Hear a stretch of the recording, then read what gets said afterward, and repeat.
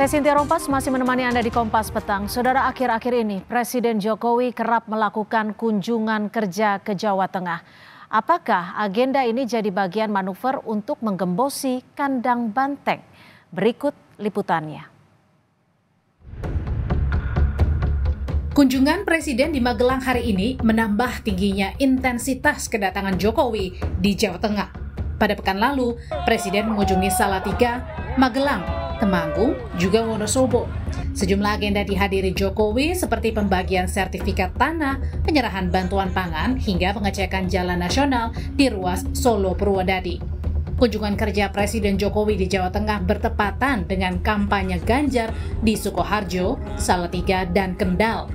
Seringnya Presiden Jokowi berkunjung ke Jawa Tengah dibaca oleh pengamat politik dari Parameter Politik Indonesia, Adi Praitno. Adi menilai kunjungan di Jawa Tengah tak terlepas dari upaya Jokowi untuk menggembosi kandang banteng.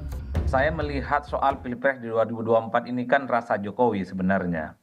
Jadi yang didukung Jokowi, Pak Prabowo dan Gibran ini dalam banyak hal kan tidak terlepas dari manuver dan orkestrasi politik yang dilakukan oleh Pak Jokowi. Sebenarnya kalau mau jujur, sebenarnya paslon nomor 2 ini bukan hanya ingin target menang ya, baik di satu putaran atau kalau ada di 2 putaran. Kalau bisa, gembosi kandang banteng. Kan itu yang sebenarnya pesan politiknya yang secara tersirat. Capres nomor urut 3 Ganjar Pranowo merespons soal seringnya Jokowi bolak-balik ke Jawa Tengah. Ganjar tegaskan akan bekerja keras untuk jaga kandang banteng. Ganjar heran mengapa banyak yang sering datang ke Jawa Tengah. Kita pasti akan bekerja keras karena itu kandang banteng, maka banyak yang akhirnya mungkin harus membuat cara-cara tersendiri. Makanya yang lain kok banyak sering datang ke Jawa Tengah kan. Gitu ya. Oke, makasih. Strategi terus digencarkan oleh tim Prabowo Gibran mendongkrak elektabilitas salah satunya dengan merebut Jawa Tengah. Ada 2 wilayah yang jadi prioritas, yakni Boyolali dan Wonogiri.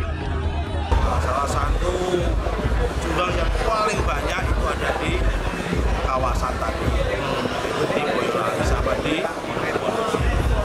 Kalau yang lain, insya Allah kita sudah banyak yang menang. Tapi dengan perkembangan sekarang, optimisme satu putaran gitu? Insya Allah, makin hari trennya makin bagus. Dengan jumlah pemilih di pemilu 2024 mencapai 28 juta atau menyumbang 13,81% suara nasional, Jawa Tengah menjadi incaran para paslon juga partai politik untuk menambah elektoral.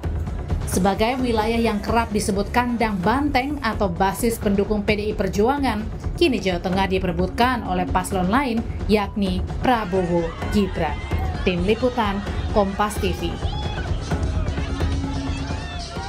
Cawapres nomor urut 2 Gibran Rakabuming Raka angkat bicara soal langkahnya dan Prabowo yang coba menggoyang lumbung suara PD Perjuangan di Jawa Tengah. Gibran menyebut manuver kampanyenya itu bukan menggoyang, tapi menggetarkan kandang banteng. Saat kampanye di Pekalongan, Jawa Tengah, Gibran menjawab pertanyaan wartawan soal strategi paslon nomor urut 2. Menggoyang kandang banteng atau basis suara PDI Perjuangan. Sambil tersenyum, Gibran menyebut langkah kampanyenya bukan menggoyang, tapi menggetarkan saja. Pada pemilu 2019, Jawa Tengah menjadi provinsi penyumbang 21% suara bagi PDI Perjuangan dari total suara nasional yang dikumpulkan. Kita ada rencana menghapus kartu tani. Di Jawa Tengah, Mas. Ya, doakan yang terbaik lah ya untuk Jawa Tengah. Pak Rosan bilang di atas 65%. Ya, doakan yang terbaik untuk Jawa Tengah. Apakah kunjungan kerja Jokowi di Jawa Tengah bisa menggembosi suara PDI Perjuangan? Bagaimana strategi PDIP menghalau dugaan ini dan seperti apa target Prabowo Gibran di Jawa Tengah? Kita akan bahas bersama dengan politisi PDI Perjuangan Arya Bima dan juga Juri Ardiantoro, jubir TKN Prabowo Gibran, serta pengamat politik dari Universitas Erlangga Sukowidodo. Selamat sore Bapak-Bapak, terima kasih sudah bergabung bersama kami di Kompas Petang. Sore Mbak Cynthia, Mas Bima. Baik, kita masih menunggu dari kehadiran Mas Juri ya. Baik, saya akan ke Pak Suko terlebih dahulu. Pak Suko, ini Jokowi mengklarifikasi benar kalau diajak kampanye oleh anaknya, meskipun belum dipenuhi ya oleh Jokowi. Apakah ini memang ada upaya, menurut perspektif Anda, untuk menarik Jokowi? Iya pasti dan tidak perlu diduga, bahkan kita bisa menyatakan memang demikianlah. Jadi tahapan ketika Pak Jokowi mengatakan Presiden berkampanye, maka dengan segala nyata sekarang ditunjukkan betul dan Jawa Timur, Jawa Tengah yang sebagai basicnya PDIP, menurut mereka digetarkan. Jadi cara ini memang strategi ya. Kalau di dalam riset-riset kami itu salah satu orang bertindak memilih itu lebih banyak karena 62,5% itu menyatakan saya ingin memilih karena jika dikunjungi. Jadi ekspektasi publik dikunjungi. Berbeda dengan media massa yang hanya pada level knowledge, tetapi ketika dikunjungi ada interaksi itu daya motivasi orang yang dikunjungi itu lebih cepat berubah akan memilih daripada hanya lewat kampanye media. Oke. Mas Bimo sendiri kalau jawaban dari Jokowi ini menurut Anda sesuai tidak sih dengan kenyataan? Karena di Jawa Tengah ini kan semakin intens sepertinya ya. Jawabannya apa Pak? Pak Jokowi. Tadi kalau Pak Suko bilang ini bukan menduga-duga, memang sudah ya gitu. Ya, apapun persepsi Pak Jokowi saat ini kan tidak dalam posisi netral ya. Kenapa? Dan gestur tubuhnya dan beberapa kali tindakan-tindakan atau di dalam kunjungan-kunjungan sebagai presiden, misalnya membagi sembako, di belakangnya ada gambarnya Pak Prabowo dan Mas Gibran kan. Ini menunjukkan bahwa bagaimana kedatangan Pak Jokowi ini seolah-olah akan menghanguskan 10 tahun atau 20 tahun pemerintahan PDI Perjuangan di Jawa Tengah. Ini kalau dikatakan kandang ya mungkin berlebihan. Kami punya 21 kepala daerah. Dengan wakilnya kita hampir mempunyai sekitar 31 dari 36 kabupaten kota. Kita serius betul memikir rakyat selama 15 tahun ini, kenapa akhirnya banyak kepala daerah kita yang terpilih, termasuk Pak Jokowi. Tapi kalau perspektif Anda Mas Bimo, perspektif Anda dengan kehadiran Jokowi ini bisa menggoyang kandang banteng di Jawa Tengah dan juga menggerus suara? Kami mengatasi itu, misalnya di masalah pupuk. Masalah pupuk bukan masalah kartu. Memang pemerintah nggak niat nambah subsidi. Saya ini kan komisi 6 tahu kebutuhan pupuk 22 juta ton. Kemudian kemampuan produksi 14 juta ton. Pemerintah mensubsidi hanya 9 juta ton. Jawa Tengah di tahun 2024 ini turun lagi subsidinya. Kemudian ada susup gratis. Kita jelaskan susup gratis itu bukan bantuan Pak Jokowi. Itu memang subsidi pemerintah, termasuk DPR, termasuk Aryo Bimo.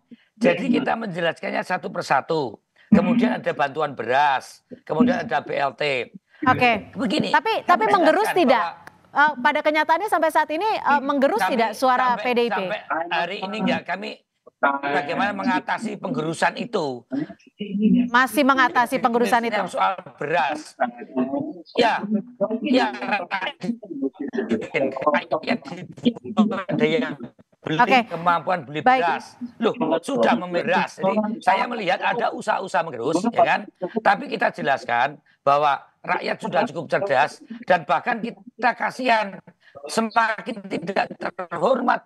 Karena pemimpin itu kan berinisiatif. Baik, kami sudah tangkap. Mas Juri.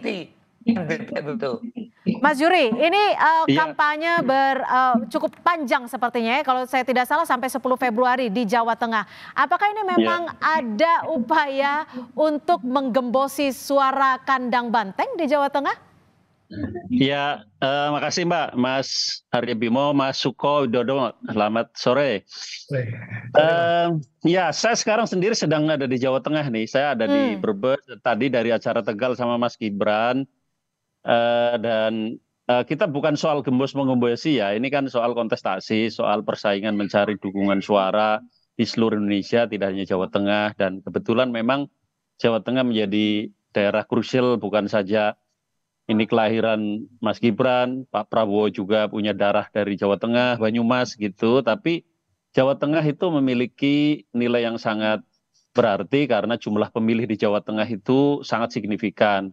Jawa Tengah itu adalah provinsi dengan jumlah pemilih terbanyak ketiga setelah Jawa Barat dan Jawa Timur. Ada 28 lebih juta pemilih di Jawa Tengah. Jadi maka perebutan suara di Jawa Tengah sesuatu yang sangat lumrah dan wajar, dan kebetulan kita semakin optimis akan meraih suara mayoritas di Jawa Tengah ini.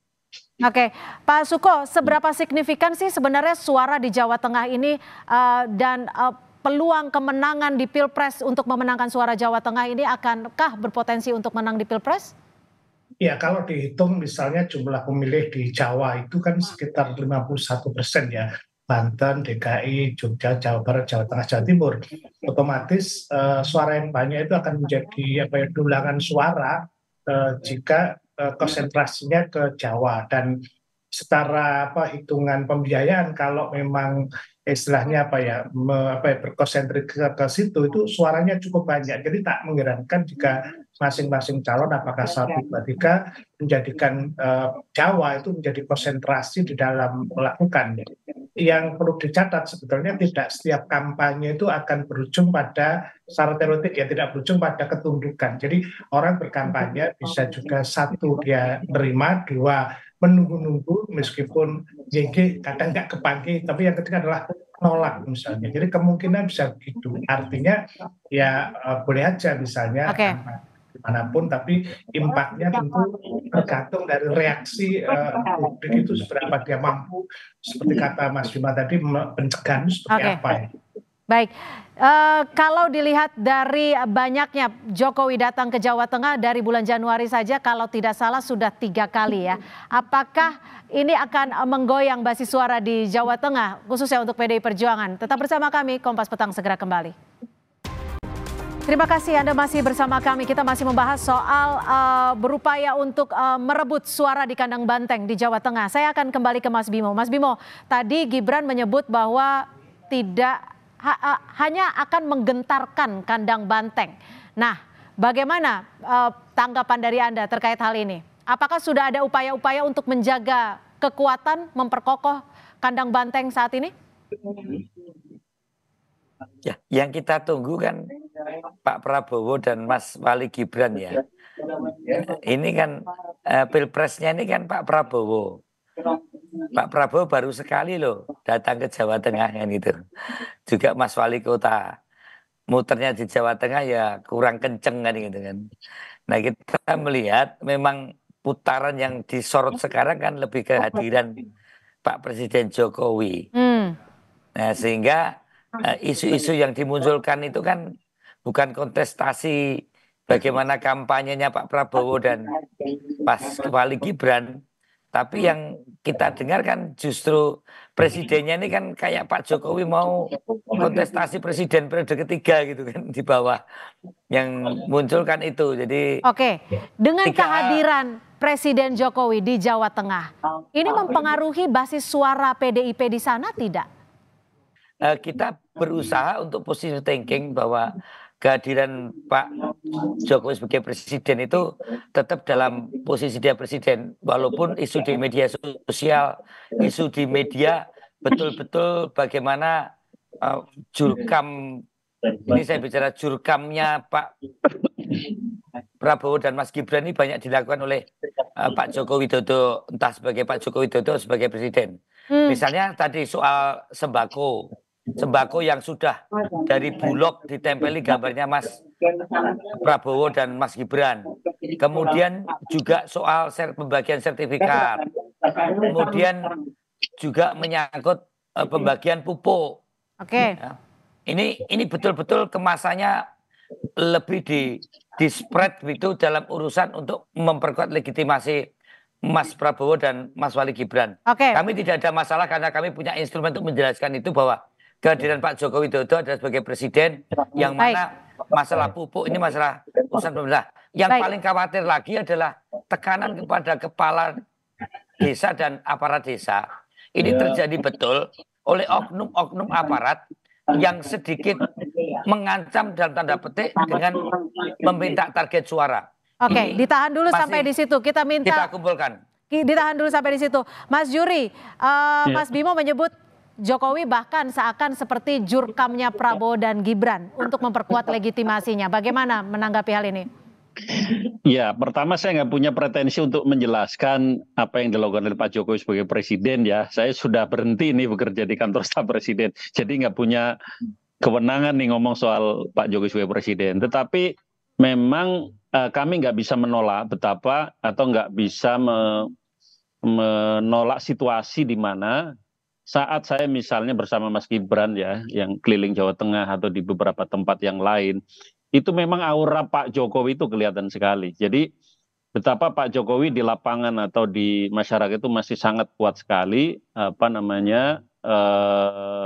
kepercayaannya dan betapa mereka melihat sosok Pak Jokowi ada di Mas Gibran. Nah, situasi seperti ini kan memang nggak bisa ditolak, memang faktanya begitu. Nah, maka apa yang dilakukan oleh Pak Jokowi, baik sebagai presiden, sebagai pribadi, itu tentu orang selalu mengkaitkan dengan Pak Prabowo atau Mas Gibran itu sendiri. Ya, satu sisi menjadi keuntungan buat pasangan calon kami, karena memang sejak awal pasangan calon kami itu Pak Prabowo Mas Gibran adalah pasangan calon yang mendeklar akan melanjutkan seluruh program-program baiknya Pak Jokowi dan akan meningkatkan apa yang sudah dilakukan Pak Jokowi. Jadi dari sisi visi misi program Pak Prabowo Mas Gibran memang sudah seperti apa yang sudah dilakukan oleh Pak Jokowi. Jadi memang mengabaikan posisi Pak Jokowi dalam kontestasi ini ya memang sulit karena itu memang sudah menjadi faktanya. Tapi kalau perihal soal bantuan yang diserahkan ada seperti yang diklaim oleh Mas Bimo tadi ada foto bergambar Prabowo Gibran bagaimana? Ya pertama soal bagi-bagi sembako, soal keliling belusukan dan lain-lain kan orang juga semua udah tahu ya ini adalah profilnya Pak Jokowi. Sosoknya Pak Jokowi itu ya keliling, belusukan, bagi-bagi buku, bagi-bagi beras, dari dulu begitu, mau pemilu atau tidak pemilu. Setiap tahun, seperti kemarin Pak Jokowi ikut bagi sembako di depan istana. Itu bukan hanya tahun sekarang, saya kebetulan 5 tahun kerja di istana, tahu tiap tahun itu pasti bagi-bagi itu. Nah, memang dalam konteks pemilu itu dibaca menjadi lain gitu. Nah, gini, kalau ada hal-hal yang kemudian dianggap oleh kita atau oleh masyarakat melanggar, misalnya tadi, beras Bulog. Kita perlu cek seperti apa faktanya. Apakah itu adalah manuver Bulog atau orang beli berasnya Bulog atau seperti apa. Jadi ini situasi yang belum clear ya. Jangan sampai kemudian ini institusi lain seperti Bulog atau tadi dibilang aparat itu terseret di dalam kasus seperti ini. Gitu. Baik, Pak Suko, gimana kalau melihat ini? Apakah ini bagian dari manuver Jokowi untuk membantu legitimasi Prabowo Gibran di Jawa Tengah sambil mendobrak ataupun mengguncang suara di kekuatan PDIP di Jawa Tengah? Iya, saya kira baik langsung ataupun tidak langsung orang kan membaca bahwa Pak Jokowi itu kan asosiasi dari kekuatan pasangan 02 gitu loh. Maka ya gimana lagi? Tadi saya lihat Mas Bima rotok nyerah makanya itu jadi bingung lah. Tapi menurut saya memang prinsip ya kalau kita kembali ke pemilu yang jurdil akan elok jika memang prinsip kebebasan itu menjadi prinsip demokrasi, freedom speech, freedom ekspresi itu harus dituangkan sehingga ketika orang memilih misalnya Pak Jokowi datang karena apapun asosiasinya begitu, ya karena memang mau milih silahkan tapi jangan sampai diskriminasi atau kemudian intimidasi kalau ada mungkin ada paksaan. Tapi menurut Anda dengan apa yang terjadi saat ini sudah menggambarkan jujur dan adil? Nah ini problemnya kan subjektivitas ya. Nanti kalau saya mengatakan oh itu tidak, apakah nanti ada ketentuan karena beberapa mestinya yang melakukan Bawaslu harus dengan jeli misalnya kan kalau ASN pun kalau memberikan tanda aja nggak boleh gitu loh. Maka larangan-larangan itu prinsip-prinsip itu yang harus ditegakkan. Tidak apa-apa, misalnya Pak Jokowi mau berkali-kali ke Jawa Tengah sepanjang ya tadi ada proporsi. Kalau foto datang karena kampanye itu harus ada izinnya. Tetapi ya tadi bahwa wilayah abu-abu ini kadang-kadang ya subjektivitas masing persepsi macam. Tapi saya melihat menurut saya di dalam konteks semacam ini kita menangkap bahwa itu dan juga Pak Jokowi tidak sebagai food getter yang saya baca. Baik, Mas Bimo, terakhir, apa yang akan dilakukan PDI Perjuangan? Strategi apa untuk memperkokoh suara dan juga menjaga kandang banteng ini? Apakah 3 pilar ini sudah mulai bergerak? Singkat saja. Oh ya, tetap bergerak ya untuk seluruh kader relawan untuk terus mensosialisasikan dengan kampanye. Mengenai Pak Jokowi, memang kalangan menengah atas kalangan terdidik mulai melihat ketidaksukaan Pak Jokowi yang mencalonkan Mas Gibran. Di kalangan bawah masih banyak pendukung-pendukung PDI dan Pak Ganjar Pranowo. Ya, Pak Jokowi memang di hati, tapi Ganjar yang dinanti, yang diharapkan ganti itu bukan Pak Prabowo, bukan Mas Gibran. Bahasa mereka begini, maka kalau Pak Jokowi lewat, dia terdadah-dadah. Pak Jokowi di hati, tapi Ganjar dinanti. Mereka percaya bahwa Pak Prabowo ini bukan penerus. Dia 10 tahun, Pak Jokowi itu memang tidak percaya sama Pak Prabowo. Ya, bahwa mereka mendukung putranya mencalonkan, iya, tapi masyarakat tahu kok bahwa Pak Prabowo adalah orang yang punya cara berpikir dan punya visi misi dan program sendiri. Itulah rakyat bawah. Itu ngomong dari mereka. Ya, Pak Jokowi di hati, Ganjar dinanti yang menggantikan 2024.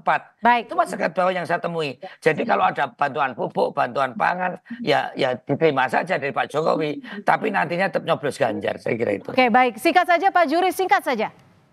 Ya, kami sangat mendapat kehormatan ya keliling Jawa Tengah ya, Mas Gibran, Pak Prabowo kemarin juga di Semarang, dan kami yakin bisa bersaing secara sehat di Jawa Tengah dan melihat pergerakan di bawah, dan kemudian kita lihat juga perkembangan survei.